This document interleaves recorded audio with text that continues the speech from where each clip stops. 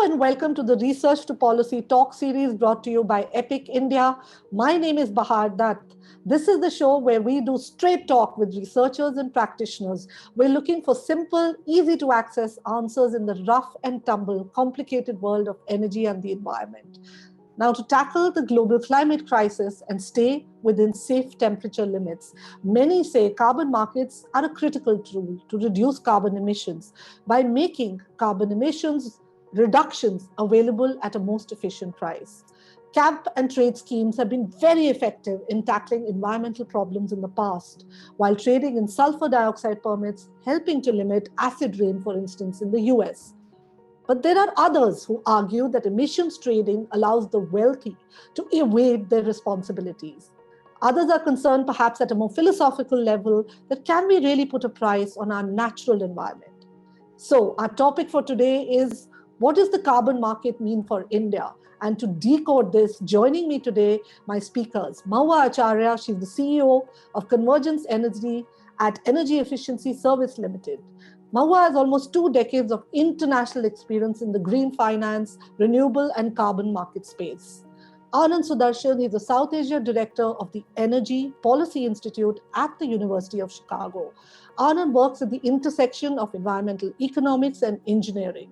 He has also collaborated with the Gujarat Pollution Control Board to design and evaluate the world's first emissions trading program for particulate pollution in Surat. We will hear more about that in a bit. So let me first start with Mahua. You said you worked on carbon finance and carbon markets, and you believe that carbon markets can actually help India achieve its sustainable development goals. Can you elaborate on that for us? Sure. Thank you. Thank you, Bahar, and thank you, Epic and the others, for having me at this panel. So the question really is, if there were a carbon market, what elements of development would it help address?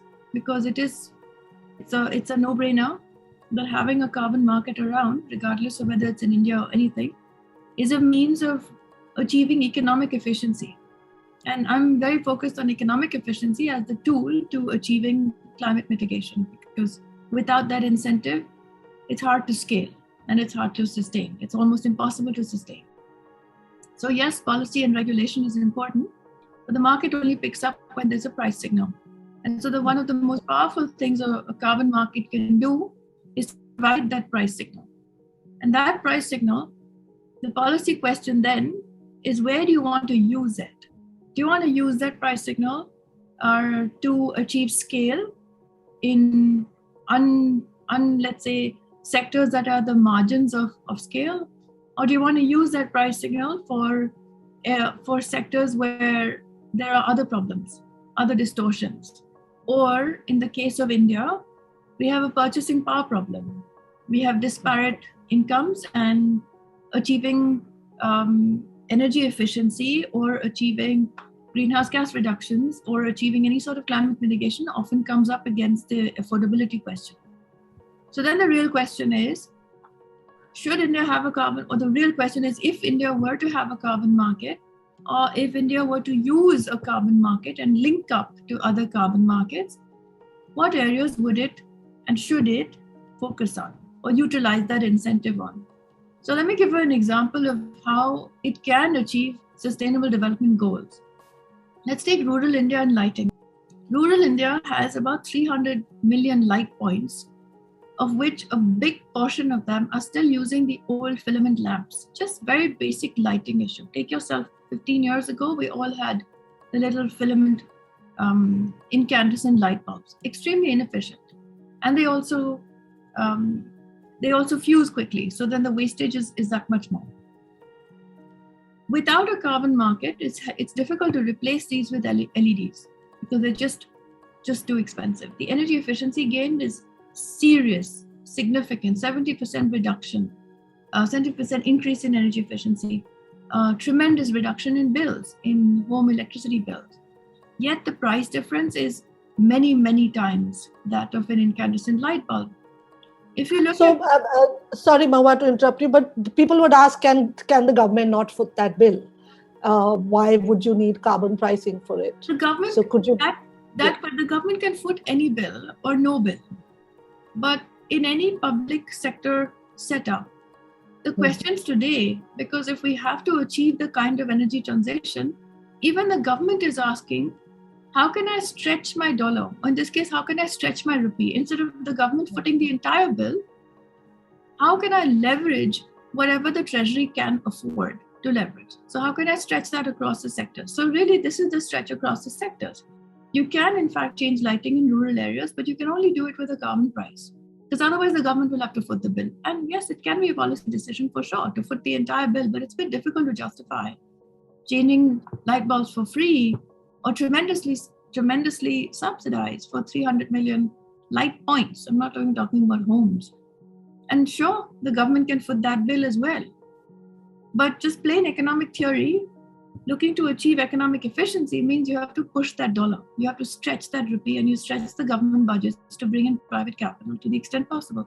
Okay, so what we'll do is we'll come to the business of how India can be better prepared for that carbon market. Let me get in Anant Sudarshan now. Now, Anant, you worked with the Gujarat Pollution Control Board. You came up with a pilot project. You've shown that the emission trading scheme can actually lead to pollution reduction. Now, can you tell us how exactly this unfolds? What were the challenges of, say, working with the government on this? And just for the benefit of our viewers or those who are listening in, under the emissions trading systems, it pays for companies to install pollution reducing technology. So let's listen in on how Anant, while working with the Gujarat Pollution Control Board through this project, was actually able to demonstrate how this will lead to pollution reduction. Yeah, thanks, Bahar, and thanks for the question and for the invitation.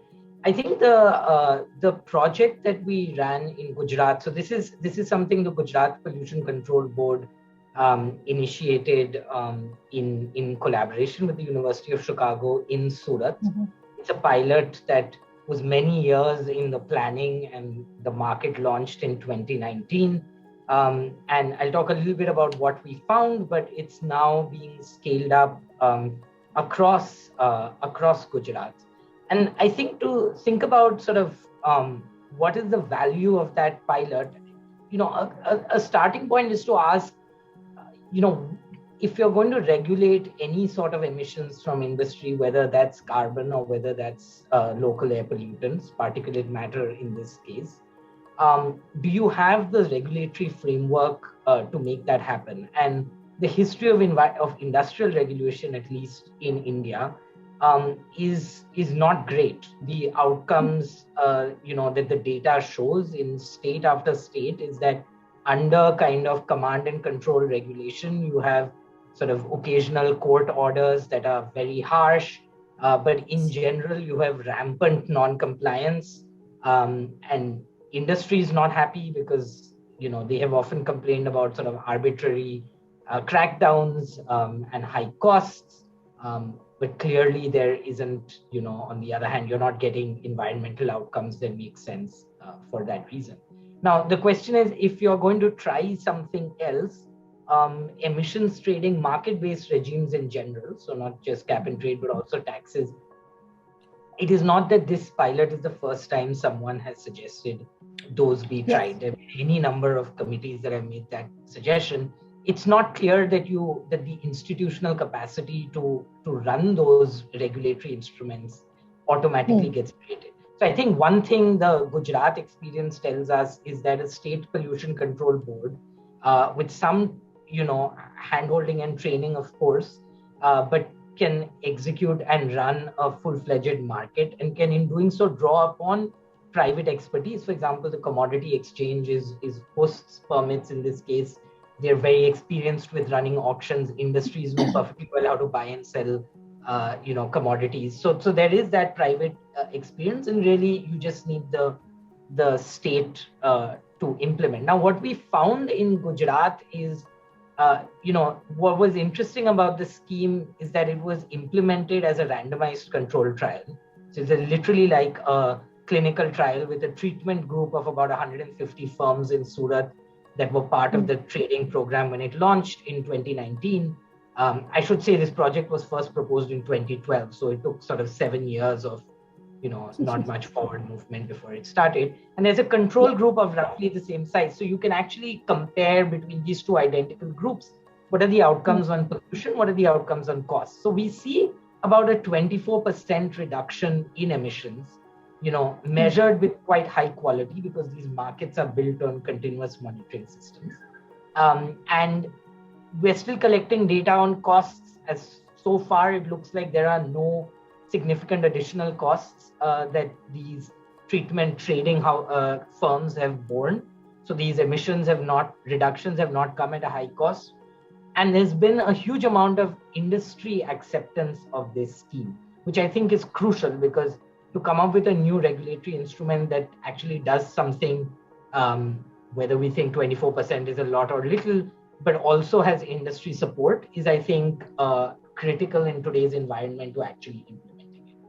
So 1 second, Anant, if I can just ask you, when you say 20%, 24% reduction in emissions, in comparison, there was no reduction in emissions happening before this was implemented? Do we have any ballpark figures, anything to compare it to? I mean, that's a good question. So the 24% is in comparison to the plants in Surat that are not part of the cap and trade, all right, that are being regulated as per the status quo. Now, many things have changed in Surat over these 3 or 4 years, and emissions have gone down in general across the board. They've gone down faster at lower cost, it seems, for these. And why is that? And why? How did that happen? So, I think the interesting thing with India, and this is again, it's a indictment, I think, of how we're implementing existing regulations. So when a plant sets up, right, there is a whole clearance process. So they have to install a lot of capital equipment, which, in design at least, allows them to run very clean. Now, after that, once they've got that clearance and have set up and started operating, we've had a harder time, making our standards, our operating standards of how much you can emit actually bind.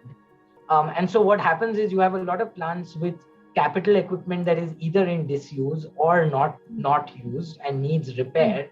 But that also means that at a relatively low cost, you can actually cut emissions. And what the market has allowed, plants that are high emitters to do is that by fixing their equipment, they're able to generate a large number of excess permits that they can sell to other people. So there have been plants that have made large cuts and sold a significant amount of permits. But I think across the board, you could argue that even if you leave out those gains to trade, just having a regime that is aiding compliance, it's not as expensive as industry might have you believe to reach those levels of compliance because they've already got the capital. So yes, there are operating costs, but they've not really had to buy expensive equipment. So that's one reason I think why costs have been low, and profits have gone up for the plants. Okay, so what you're saying to me is simply by incentivizing compliance, there was a reduction in emissions. Let me come back now to Mahua, because we started by talking about carbon markets. There are people who might say that, I should say there are the doubters. The doubters would say that emission trading actually allows the wealthy to evade their responsibilities. Mahua, what would you say to them? It depends on their policy design. If you allow in an emissions trading scheme 100% of your reductions to be purchased through the use of offsets, I think the allegation would be heading towards correctness.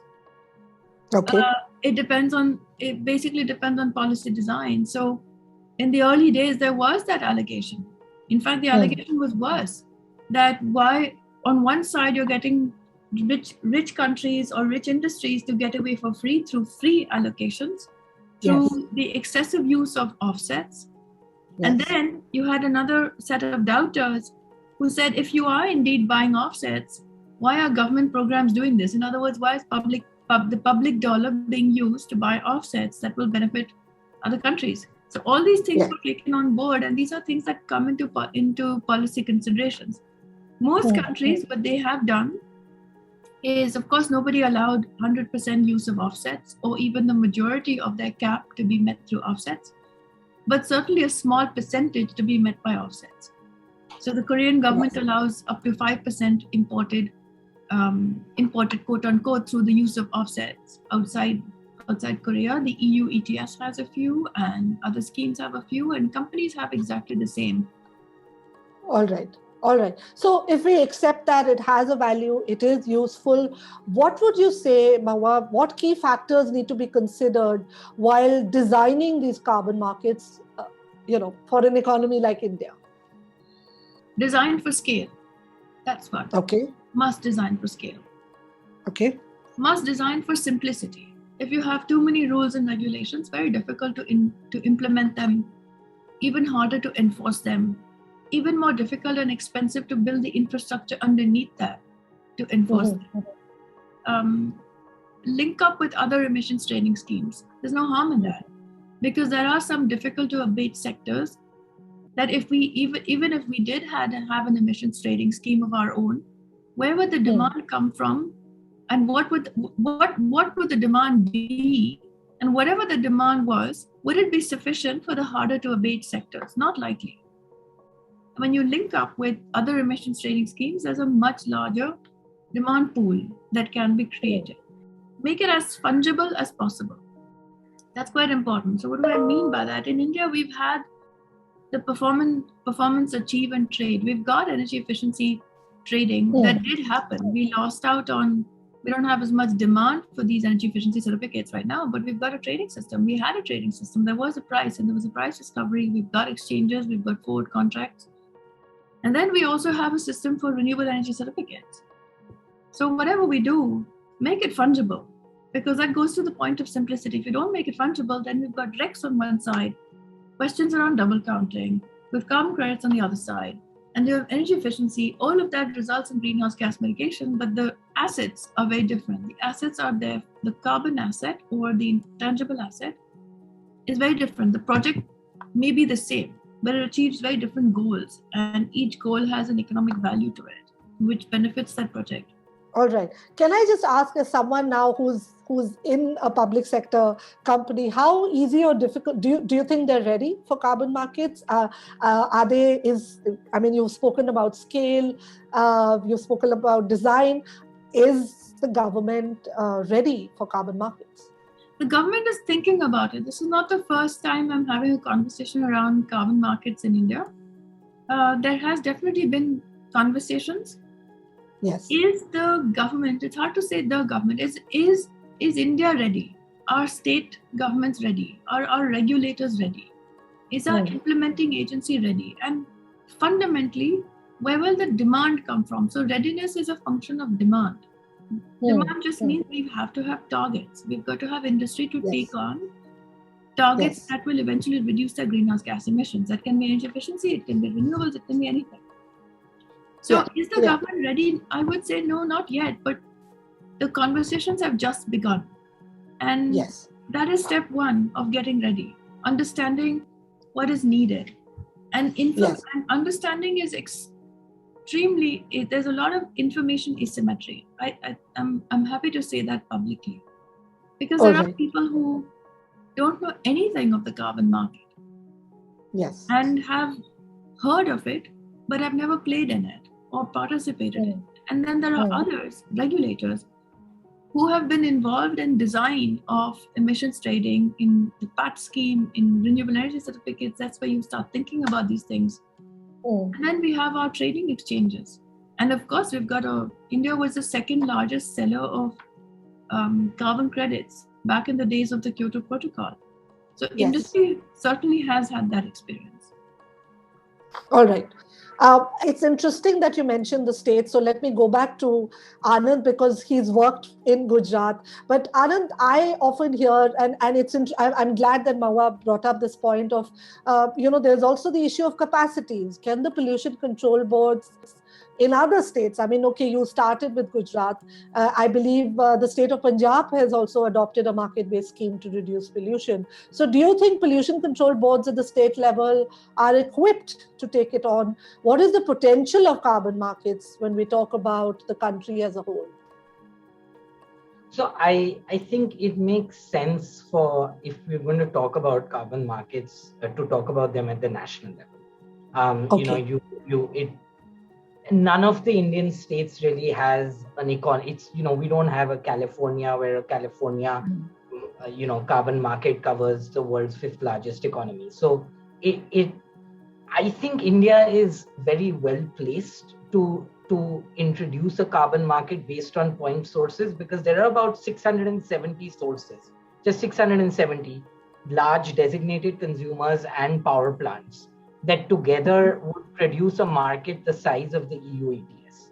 So that's not a large number of plants, and they're entities with a significant amount of capacity when it comes to reporting data and being monitored, and a lot of them are already collecting and submitting information as part of the PAT scheme that the BEE has run. But it has to be done at the national level because this spans different states. So I think, unlike, for example, the Surat ETS, which was looking at a local air pollutant, so, it makes much more sense to have that.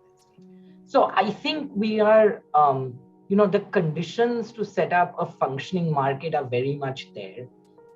China has now set up and is operating carbon markets, so we can't even hide behind this is something that the West does. But it has to come from the center, simply because if you want to keep costs low, if you want this market to be fungible, if you want, for example, links between, say, the EU ETS and an Indian carbon market, which is entirely possible and which would, I think, significantly benefit participants in a market here, it has to be done at the national level. You would need, and this is where I think in India, it's not, the BEE PAT scheme, which arguably has environmental benefits, is a Ministry of Power scheme. Carbon is something the Ministry of Environment, is responsible for. Where the Central Pollution Board comes into this is another open question. But I think, leaving aside the logistics of sort of how it's managed at the center, which of course can make something succeed or not succeed, so it's very important. But leaving that aside, I would say it has to happen at that level. And I don't think it's that hard, because we don't have, you wouldn't need to include a huge number of sources to make a substantial carbon market to start with. Okay. So we've almost come to the end of this conversation, but what I do in the last section is key policy takeaways. I know both of you have kind of already hinted in the conversations we've just had on what needs to be done. But Mahua, if I can start with you, I always say, imagine that a policymaker has just entered the room, or should I say this Zoom room right now. What are the key roadblocks you would ask that policymaker to do away with in order to, have lead India towards these carbon markets in a more efficient way? Okay. In the short term, we must build a registry system where people can track, or the government or the country can track the emission reductions achieved. We do it, but we do it in a very painstaking and labor-intensive way. We can use technology for that, so we should do that. That's a very short-term thing. Okay. We've done it before for power markets. We know exactly how much power is being developed where, what time of day. It can be done for emission reductions as well. Short term. Designed for long term. So think long term. Yes. Do a pilot. I would tell a policymaker, certainly do a pilot. Do a 2-year pilot thing. Get people ready, organized. Don't penalize them during this pilot, because people will not participate. You won't get liquidity and market participation. But tell everybody that this is an 2-year pilot. But the scheme's going to run for a long time, next 30 years. To change our energy transition or to transition our energy system, and I don't just mean the power system, I mean the electric mobility as well, is not going to happen overnight. We're too big a country. So that just needs policy signal for a long, long, long time. You must keep monitoring. We must know where it's working, what are the costs involved, must have a feedback loop. We've done that very well with renewable energy. The government has spoken to industry for some time. Of course, nothing will be without glitches, and there will be complaints from both sides. From both sides. Nothing will be without glitches, but a 2-year window is I feel a reasonable window to set up these processes. Yes. Okay, some great suggestions there. Anant, what would you say to the policymaker in the room? Yeah, I think two things are, start by asking the question. We do definitely need monitoring across sectors. Is there anyone today that is generating the data or can in a very short period of time produce the data that would be necessary to participate in a market? I think the answer to that question is yes, largely because of what the BE PAT scheme has encouraged. Okay. Is there a target that we have set, around those emitters, those power plants and industry? The answer to that is also yes, because India has put down carbon intensity targets. So in the case of India, it's a growing cap where your emissions are increasing, but we do have a target, right? So I think you want to start there with a market that, even when it's small in the absolute sense of who's covered within India, would actually be a very large market by global standards. I think if you start there, you have a target to aim for, where other sectors where data is not yet available at a high quality, then can be then folded into and incorporated into this market. Who is going to make this happen? I think that's a critical question. When we go to Paris or when we go to the COP meetings, it's very much run by the PMO with inputs from different ministries. If that's why you're doing a carbon market, it's possibly the case that it has to be done at a similar level. So the Ministry of Power can say what they want to say, and the Ministry of Environment may be the implementing entity. So I think some of that, bureaucratic machinery needs to be put in place. And I think we can do that by starting with sources that do have the data to trade. All right, we're, I think, almost at the end of our time as far as this conversation is concerned. Many interesting suggestions here from both Mahua and Anand. Mahua spoke about, building a registry system, looking at how do we track what is going on in terms of monitoring, in terms of data. How can we use technology better to do this? She has suggested this is in the short term, but in the long term, she's looked at policy signals which incentivize industries to enter the carbon market. Anand, you also spoke about generating that data, monitoring that data.